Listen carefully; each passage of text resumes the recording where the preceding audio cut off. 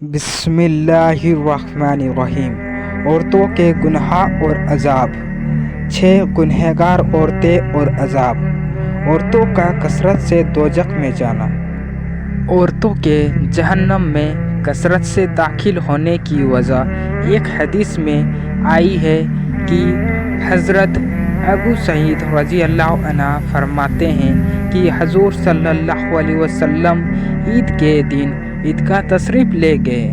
جب عورتوں کے مجمع پر گزر ہوئی تو حضور صلی اللہ علیہ وسلم نے عورتوں سے خطاب فرما کر ارشاد فرمایا کہ تم صدقہ بہت کثرت سے کیا کرو، میں نے عورتوں کو بہت کثرت سے جہنم میں دیکھا ہے۔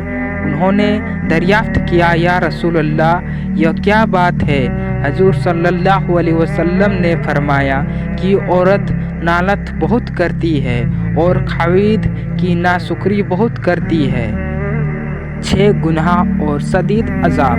ہمارے پیارے نبی صلی اللہ علیہ وسلم نے جو 6 عورتوں کے گناہ اور عذاب کا ذکر کیا ہے وہ یہ ہیں۔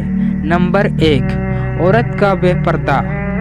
آج کل عورتوں کا بے پردہ باہر نکلنا عام ہے، اس کو گناہ سمجھتی ہی نہیں، حالانکہ شریعت نے صرف چہرے اور دونوں ہاتھ کے ہتھیلیوں اور دونوں پیر کے سوا مکمل سطر چھپانے کا حکم دیا ہے۔ چچا جات یا پھوپھی جات، بھائیوں یا بہنوں سے یا دیور کو تو نامحرم سمجھتے ہی نہیں اور ایسے ملتے رہتے ہیں جیسے محرم ہیں۔ اللہ اس سے ساری خواتین کی حفاظت فرمائے، آمین۔ نمبر 2، زبان درازی یعنی زبان کی تیز۔ دوسری عورت کو اللہ کے رسول صلی اللہ علیہ وسلم نے دیکھا کہ وہ زبان کے بل جہنم کے اندر لٹکی ہوئی ہے۔ پھر آپ صلی اللہ علیہ وسلم نے فرمایا، یہ وہ عورتیں ہیں جو زبان درازی سے اپنے شوہر کو تکلیف پہنچایا کرتی تھی۔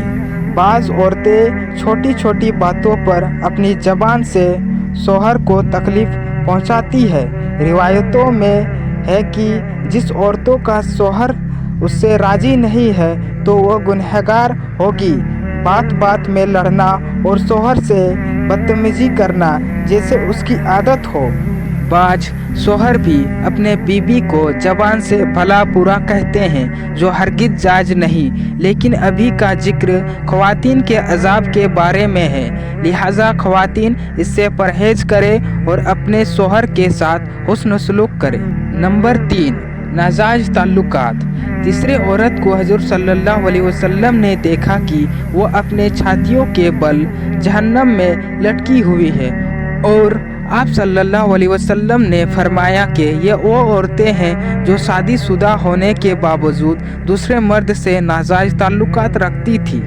آپ صلی اللہ علیہ وسلم کا ارشاد ہے، حیا ایمان کی ایک شخص ہے ناجیہ، رشتے کی شروعات بے حیائی سے ہوتی ہے۔ ایک حیا والی خاتون جس کے اندر حیا اور اللہ کا ڈر ہو وہ کبھی ایسا گھنونا کام نہیں کرے گی۔ بے پردگی اور ٹیلی ویژن بھی اس کی ایک اہم وجہ ہے۔ نمبر 4، پاکی کی خیال نہ رکھنے والی۔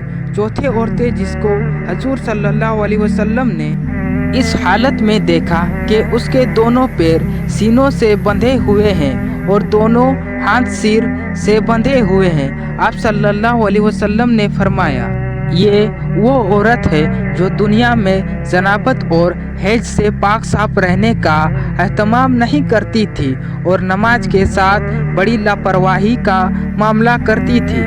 پاکی آدھا ایمان ہے، اسی لیے مرد اور عورت کو پاکی کا خاص خیال رکھنا چاہیے۔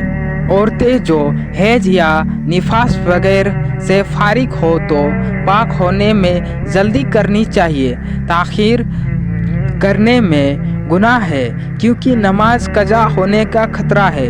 نمبر 5، چغلی اور غیبت کرنے والی عورت۔ 5ویں عورت کے بارے میں رسول اللہ صلی اللہ علیہ وسلم نے ارشاد فرمایا کہ میں نے دیکھا کہ اس کا چہرہ خنزیر کی طرح ہے اور बाकी जिस्म गधे की तरह है और सांप बिच्छू उससे लिपटे हुए हैं। फिर आप सल्लल्लाहु अलैहि वसल्लम ने फरमाया कि वो औरत झूठ बोलने और चुगली करने की वजह से अजाब हो रही है। झूठ और चुगली अक्सर ख्वातीनों में ज़्यादा पाई जाती है, क्योंकि जहाँ दो औरतें बैठ जाए इधर उधर की चुगलियाँ शुरू हो जाती है। जहन्नम में औरतों की कसरत से जाने की एक वजह यह भी है। नंबर 6, एहसान जताने वाली औरत। छठी औरत जिसको अल्लाह के रसूल सल्लल्लाहु अलैहि वसल्लम ने इस हालत में देखा कि वो कुत्ते की शक्ल में है और उसके मुंह में आग दाखिल हो रही है और पाखने के रास्ते से बाहर निकल रही है और फरिश्ते जहन्नम के गर्ज से उनको मार रहे हैं। आप सल्लल्लाहु अलैहि वसल्लम ने फरमाया, उस औरत को यह अजाब दो गुनाहों की वजह से हो रही है। यह तो हसद करने की वजह से और दूसरा एहसान जताने की वजह से। हसद कहते हैं किसी के कारोबार व माल में तरक्की को देखकर जलना और ख्वाहिश करना कि उससे वो सब चीज़ छीन जाए वगैरह। और एहसान जतलाना, मसलन किसी पर कोई एहसान कर दिया और बदले में अगर दूसरे ने एहसान नहीं किया तो कहना कि मैंने फला काम किया लेकिन उसने मेरे लिए कुछ नहीं किया वगैरह। सारे गुनाहों से बचना ज़्यादा मुश्किल नहीं, इससे हर ख्वातीन आसानी से बच सकती है। लिहाजा ये अज़्म करे कि कभी भी ये सारे गुनाह नहीं करेगी और अगर भूल से भी हो गई तो अल्लाह ताला से माफ़ी व इस्तग़फ़ार ज़रूर कर ले। अल्लाह रब्बुल इज़्ज़त से दुआ है कि तमाम ख्वातीन को इस गुनाह से बचने की तौफ़ीक अता फ़रमाए। आमीन।